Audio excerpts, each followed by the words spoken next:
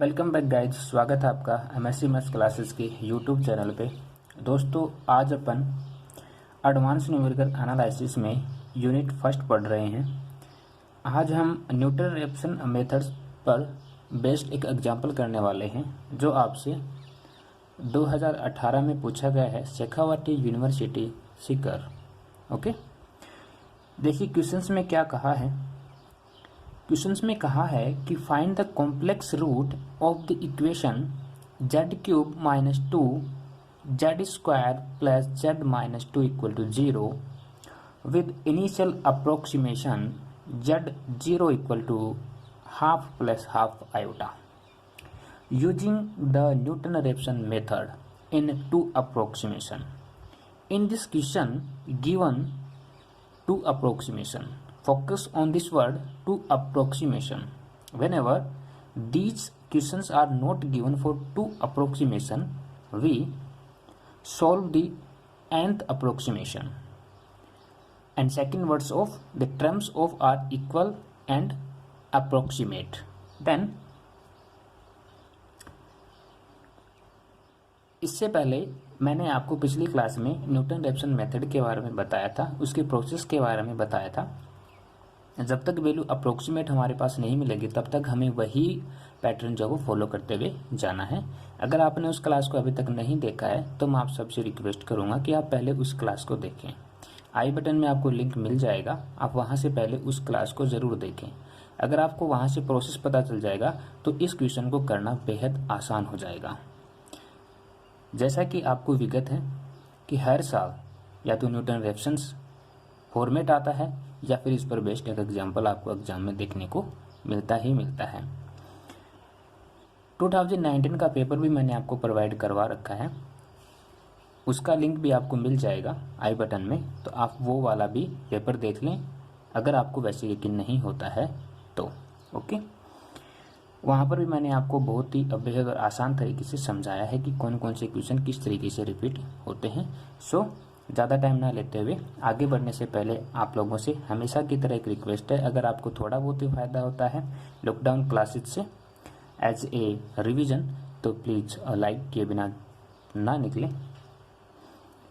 Question को start करने से पहले आज हम थोड़ी सी एक एक्स्ट्रा बात करते हैं, वो बात करते हैं कॉम्प्लेक्स रूट्स की, कि कॉम्प्लेक्स रूट्स जो हैं वो न्यूटन रेफसन के लिए किस प्रकार से लागू होंगे एक नॉन लीनियर इक्वेशन के लिए।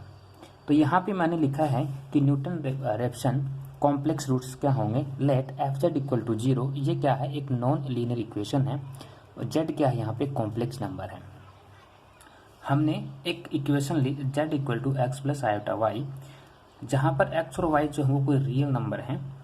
अगर ऐसा होता है तो z की वैल्यू यहाँ रखने पर f x plus iota y equal to 0 होगा और इसका जो डेरिवेशन होगा वो u x y plus iota v x y होगा। इसको सोल्व करेंगे तो 0 प्लस आयोटा 0 आएगा, क्योंकि x और y क्या है, रियल नंबर है, इसलिए ये वैल्यू आई है, अदरवाइज इसकी वैल्यू अलग अलग आती है।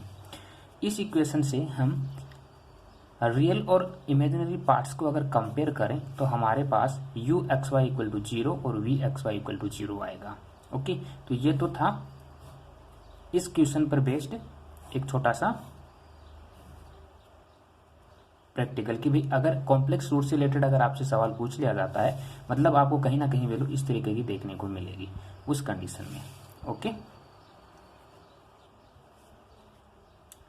तो आपको ये वाला प्रोसेस फॉलो करना है, अदरवाइज तो अपना पीछे वाला था ही, मतलब जो न्यूटन रेफसन मेथड है वो वाला है ना, चेंज कुछ नहीं होता। यहाँ पर u है, यहाँ पर v है और वहाँ पर क्या था न्यूटन रेफसन में f और g, हमने दो फंक्शन माने थे। ओके, सो गाइज इस क्वेश्चन को अब करते हैं स्टार्ट। देखिए जैसा क्वेश्चन में दिया है वैसा ही करना है हमें। दी हुई equation f z equal to z³ minus 2 z² plus z minus 2 equal to 0। z0 की वैल्यू हमें दी हुई है क्वेश्चन में। z0 की जो वास्तविक वैल्यू होती है वो ये होती है x0 plus iota y0। This equation compare to this equation then will we get x0 equal to 0.5 and y0 equal to 0.5, right है। अब हम क्या करेंगे कि हमें पता है, आप यहाँ से देखेंगे जब हम z equal to x plus iota y लेते हैं उस कंडीशन में ये वाली जो कंडीशन है हमारी, इसमें जहाँ जहाँ z है वहाँ वहाँ हमें x प्लस आयोटा वाई रखना है। हमने सिंपल यही किया है, f x Y equal to x plus iota y की क्यूब, क्योंकि यहाँ क्यूब था तो यहाँ पे क्यूब लगाया, माइनस ये 2 था, ओके। जेड की value x plus iota y, square था स्क्वायर रखा, plus x plus iota y और -2 था, ओके। अब देखना a प्लस बी की होल क्यूब का फार्मूला यहाँ तक खुला, a प्लस बी की होल स्क्वायर का फार्मूला यहाँ तक खुलेगा कहीं पे, और ये एज दिस एज -2 ओके है। आया समझ। a प्लस बी की होल क्यूब क्या होता है, a cube minus b cube plus 3ab into a square, sorry a plus b, या फिर आपको ये भी बोल सकते हो a cube plus a cube minus b cube plus 3a square b plus 3b square a, ये भी बोल सकते हो। यहाँ पे मैं लिख देता हूँ आपको, a प्लस बी की होल क्यूब क्या होता है, a cube minus b cube plus 3ab into a plus b, okay. यहाँ पे हमने वो वाला फॉर्मूला खोला बस, और कुछ नहीं किया, सिंपल है। अब इस इक्वेशन पर हम क्या करेंगे, रियल और इमेजिनरी पार्ट्स को कंपेयर करेंगे। जैसे ही हम इसको कंपेयर करते हैं तो हमारे पास U x Y equal to ये रियल नंबर और ये इमेजिनरी पार्ट, ओके। जहाँ जहाँ आई लिखा हुआ है ना जिस जिस फंक्शन के साथ में, वो इमेजिनरी पार्ट होता है, तो ये इमेजिनरी पार्ट। यहाँ से देखो, यहाँ ये वाला, फिर ये वाला, फिर ये वाला, ये वाला और ये वाला, बस यही तो था, और ये 2, तो ये रियल नंबर है हमारे। जिसपे आई आयोटा लिखा हुआ है वो इमेजिनरी पार्ट है। तो हमने इस इक्वेशन को इस तरीके से लिखा है, इसको नाम दे दे कोई इक्वेशन नंबर 1 और इसको नाम दे दे कोई इक्वेशन नंबर 2, सिंपली, बस इतना ही गेम था। अब हमारा जो एक्चुअल में मेथड है, न्यूटन रेफसन मेथड, वो स्टार्ट होता है। देखिए हमें गिवन है x0 और y0 की वैल्यू 0.5 इन दिस क्वेश्चन, हमें गिवन है ये ऑलरेडी। सबसे पहले हम क्या करेंगे, जीरो फंक्शन के लिए वैल्यू निकालेंगे, तो u0 equal to u x0 y0 equal to, यहाँ से हम देखेंगे ये वाले जो क्वेश्चन है ना, इक्वेशन नंबर 1, यहाँ पर बस 0 0 लगाया और कुछ नहीं किया है, क्योंकि हमारे पास वैल्यू 0 0 के लिए थी, इसलिए 0 0 लगाया। यहाँ पर 0, जहाँ जहाँ x दिख रहा ना सिंपल आपको, वहाँ पे आपको साथ में 0 0 लगाते हुए चलना है, और उसकी वैल्यू भी है अपने पास, वैल्यू भी है अपने पास, ओके। x0 की वैल्यू 0.5 है, y0 की वैल्यू 0.5 है। यहाँ पे मैंने गाइड सीधा इसको पुट कर दिया है। जैसे ये x क्यूब था तो यानी कि x0 क्यूब बनेगा, और x0 क्यूब की वैल्यू क्या होगी, 0.5 की क्यूब होगी, सिंपली। यहाँ पे इक्वेशन नंबर फर्स्ट में रखना है ये सारी प्रोसेस, देख पा रहे होंगे आप, बिल्कुल आसान है। 0.5 को क्या लिख सकते हैं, हाफ लिख सकते हैं, 1/2, क्यूब करेंगे 1/8 माइनस दिस फंक्शन दिस, इसको सोल्व करेंगे तो हमारे पास u0 की वैल्यू आएगी -1.75, ओके। अब हम क्या करेंगे, इक्वेशन नंबर फर्स्ट का एक बार x के सापेक्ष अवकलन करेंगे और एक बार y के सापेक्ष अवकलन करेंगे। क्यों करेंगे, क्योंकि ऐसा न्यूटन रेफसन मेथड बोलता है, ओके। तो हम एक बार इसका जब अवकलन करते हैं x के सापेक्ष, उस समय हमारे पास जो कंडीशंस है वो ये आती है, ओके। ये देखिए x के सापेक्ष अवकलन करेंगे ना इक्वेशन नंबर फर्स्ट का, तब हमारे पास ये वैल्यू आएगी। इस वैल्यू में हम क्या करेंगे, x0 y0 की वैल्यू पुट करेंगे। ये देखिए मैंने सिंपल सा वैल्यू को पुट कर दिया है, 3 का 3 था, x0 की स्क्वायर है, जबकि वैल्यू क्या थी 0.5 यानी कि हाफ थी। मैंने इसको 2 बार लिखा, minus this function and this function, ये प्लस का ये माइनस का ये ब्रेक हो जाएगा, यहाँ से बचा ये फंक्शन, ये माइनस का था, +1, यहाँ से ये कटेगा तो ये 2 हो जाएगा, माइनस का 2 प्लस का 1 तो माइनस का 1, यहाँ पे ux0 की वैल्यू आ जाएगी। उसी प्रकार हमें क्या करना है, इक्वेशन फर्स्ट का एक बार y के संदर्भ में अवकलन कर देना है। अवकलन करेंगे तो y के संदर्भ में हमारे पास ये वाले फंक्शन में बनेगा। इस वाले फंक्शन में x0 y0 की वैल्यू रखेंगे और हमारे पास u y0 की वैल्यू आएगी 0.5। सिंपली आप इसको अच्छे से समझ सकते हैं। नेक्स्ट हम क्या करेंगे, अब हम जाएंगे इक्वेशन नंबर 2 पर, ठीक है, क्योंकि अब हमें जाना है दूसरे पार्ट। अब यहाँ तक हमारा जो काम था वो रियल रूट्स का हो चुका है, अब हम इमेजिनरी रूट पर जाएंगे। जब इमेजिनरी रूट्स पर जाते हैं तो उसके लिए हमने इक्वेशन नंबर 2 बनाई थी। इक्वेशन नंबर 2 से ये हमारी इक्वेशन नंबर 2 है, y³ -3x² y + 4xy - y, value रखेंगे simply. X zero equal to zero, y zero equal to zero.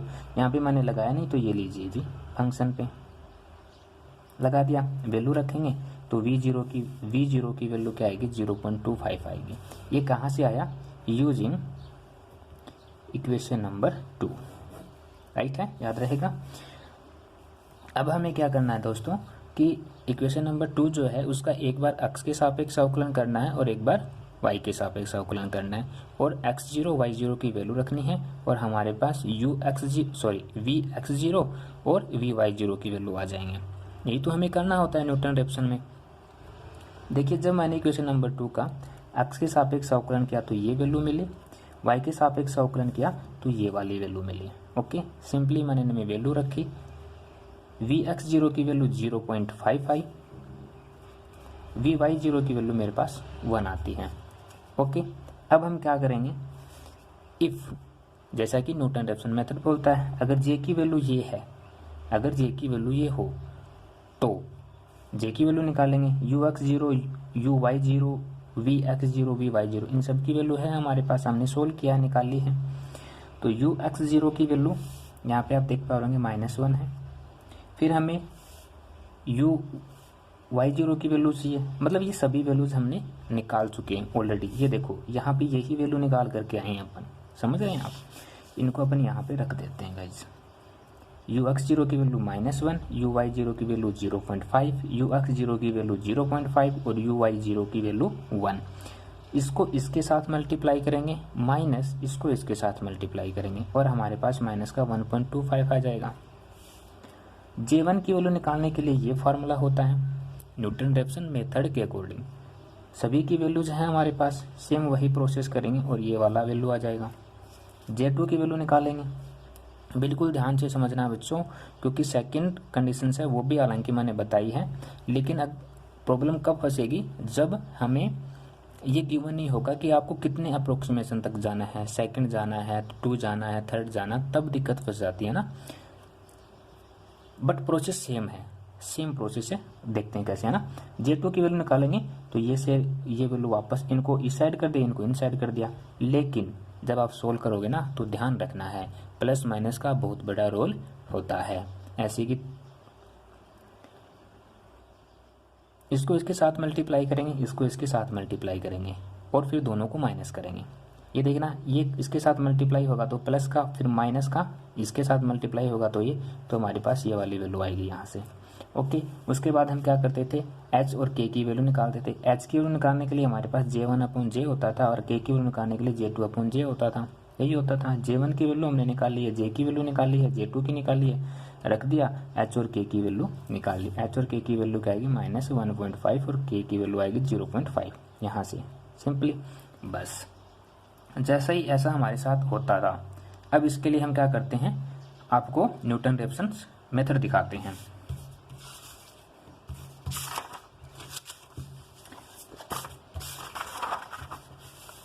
ये देखिए गाइस, ये है न्यूटन रेफसन मेथड।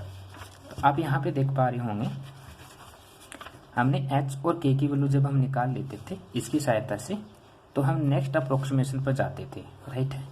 जब हम नेक्स्ट अप्रोक्सीमेशन पे जाएंगे तो हम क्या लिखते थे, x1 = x0 + h और y1 की वैल्यू निकालने के लिए y0 + k। ओके, ये वैल्यू हमने निकाल ली है, h और k की वैल्यू। उसी प्रकार इस एग्जाम्पल में हम क्या करेंगे, इस वैल्यू को दोहराएंगे, ठीक है। तो यहाँ तक हमने h और k की वैल्यू निकाल ली। अब हम नेक्स्ट अप्रोक्सीमेट करेंगे। नेक्स्ट अप्रोक्सीमेशन के लिए देखना जरा, ये आप देख पा रहे होंगे यहाँ पे x1 = x0 + h है और y1 = y0 + k है, जैसा होता आया है न्यूटन रेफसन मेथड में।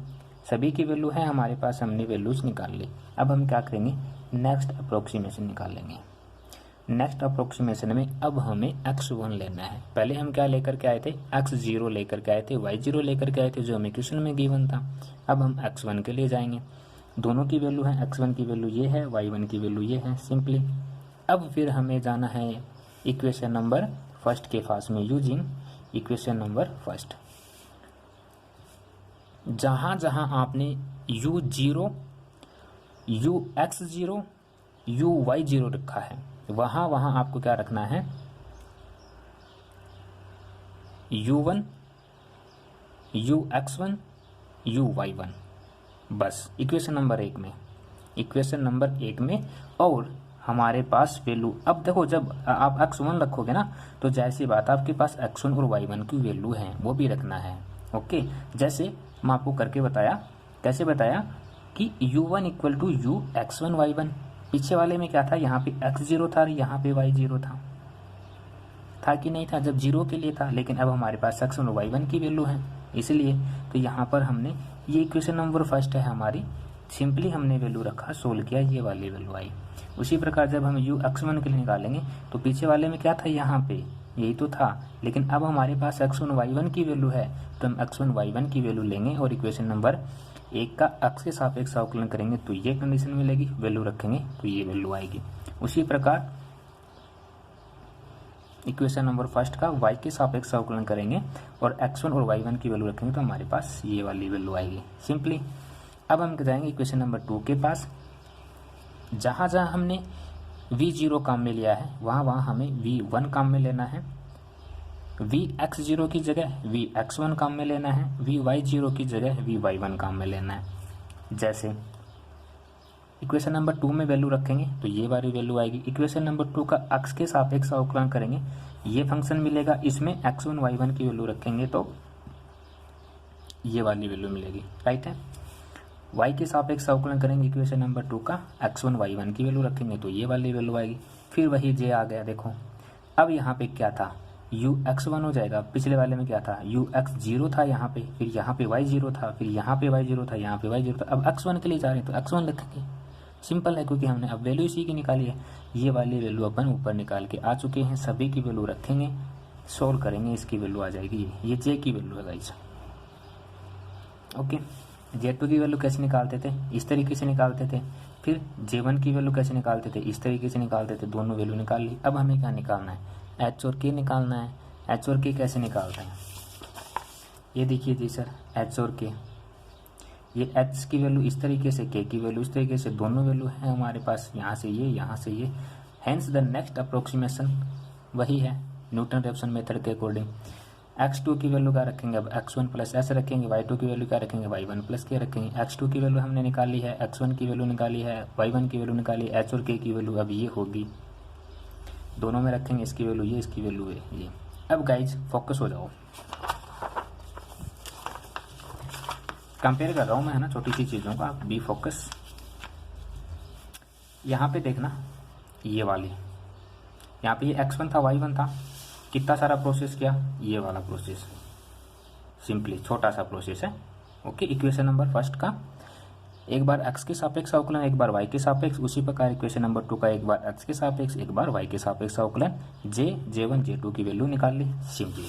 अब यही प्रोसेस हम यहाँ पे करेंगे, ये x2 है और ये y2 है, ये x1 था, ये y1 था और हमने x1 y1 की वैल्यू ली थी। अब हम x2 और y2 की वैल्यू लेंगे और ये प्रोसेस हम फिर से इक्वेशन नंबर फर्स्ट में रखेंगे, फिर उसका एक बार अवकलन करेंगे, फिर उसका y के सापेक्ष एक बार अवकलन करेंगे, वैल्यू मिलेगी हमें, फिर इक्वेशन नंबर 2 में वैल्यू रखेंगे x2 और y2 की, ठीक है, और उसके बाद इक्वेशन नंबर 2 का एक बार x के सापेक्ष, एक बार y के सापेक्ष अवकलन करेंगे, वैल्यू रखेंगे सिंपली और हमारे पास कुछ वैल्यूज आ जाएंगी, ठीक है। और उसके बाद हम j की वैल्यू निकालेंगे, फिर j1 की वैल्यू निकालेंगे, फिर j2 की वैल्यू निकालेंगे, उसके बाद हम h की वैल्यू निकालेंगे, k की वैल्यू निकालेंगे और उसके बाद क्या होगा, ये देखो यहाँ पे x2 था ना, फिर क्या हो जाएगा x3, x3 निकालने के लिए मैंने क्या किया होगा, ये क्या होगा, x3 equal to x2 plus h और y3 निकालने के लिए मैंने क्या होगा, y2 प्लस k, यही तो क्या होगा, जैसे ये वाला प्रोसेस किया, ये वैल्यू कहाँ से आई थी, सोल्व किया था तब, उसी प्रकार आपके पास ये वाली वैल्यू भी आएंगी कहीं ना कहीं। तो ये h और k की वैल्यू का सबसे बड़ा रोल है, h और k की वैल्यू आपको इस तरीके से निकालनी है पीछे वाले फॉर्मेट की तरह। इस क्वेश्चन में आपको 2 अप्रोक्सीमेट तक बोला था, इसलिए हमने यहाँ पे 2 अप्रोक्सीमेट काम में लिया है। अगर किसी भी क्वेश्चन में ये नहीं बोलता है तो आपको तब तक ये प्रोसेस करना है जब तक अप्रोक्सीमेट वैल्यू प्राप्त ना हो जाए। आ गया समझ, यहाँ पे मैंने आपको x3 और y3 की वैल्यू बता दी है, जब उसको सोल्व करोगे ना खुद के लेवल पे तब ये वाली वैल्यू आएगी, ठीक है। तो आपको कितना सारा काम करना है, ये वाला इतना सारा काम करना है, ठीक है। एक बार मैं सिंपली बता देता हूँ, यहाँ पे x2, यहाँ पे y2, यहाँ पे x2, यहाँ पे x2 y2 x2 y2 x2 value है, x1 और y1 x2 और y2 की वैल्यू है। सिंपली रखोगे यहाँ पे कुछ वैल्यू आएगी u2 की। उसी प्रकार यहाँ पे ux2 की वैल्यू आएगी, उसी प्रकार यहाँ पर uy2 की वैल्यू आएगी। ठीक है, v2 की वैल्यू आएगी, vx2 की वैल्यू आएगी, vy2 की वैल्यू आएगी। कैसे आएगी? अवकलन करने पर j की वैल्यू, j1 की वैल्यू, j2 की वैल्यू, उसके बाद h की वैल्यू, k की वैल्यू। बस इतना ही करना गाइस। आई होप सो कि ये प्रोसेस आपको समझ आया होगा। बहुत ही इंटरेस्टिंग टॉपिक है, बहुत ही शानदार वाला है ना। ध्यान रखना, प्लस माइनस की गलती ना कर देना, अदरवाइज फंस जाओगे। सो गाइज आज के लिए इतना ही।